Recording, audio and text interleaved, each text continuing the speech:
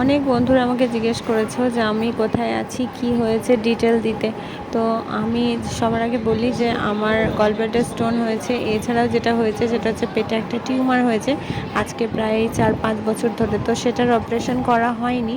তো এখন এই গলব্লাডার স্টোন অপারেশন করতে এসে ডাক্তারবাবু বলেছেন যে ওই টিউমারটা অপারেশন করে দেওয়ার কথা।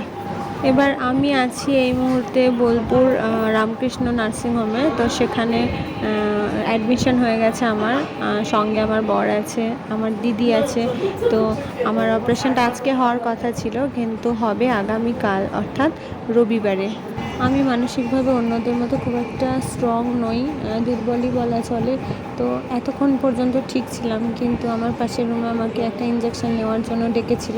আমি গিয়ে দেখলাম যারা আমার মতো এরকম গলব্লাডার স্টোন অপারেশন করেছে তারা রীতিমতো কষ্ট পাচ্ছে, এবং তাদেরকে দেখার পর আমি আবার মানসিকভাবে খুব ভেঙে পড়েছি।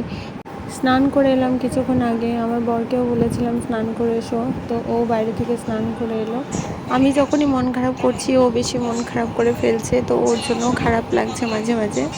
যাই হোক, আমাকে দেখো ভাত এনে দিয়েছে, বললো খেয়ে নাও। আমি বললাম মাছ টাছ কিছু খাবো না, তো সেই কারণে একটু নিরামিষ ভাত এনে দিয়েছে, আলু ভাজা, পোস্ত আর ডাল।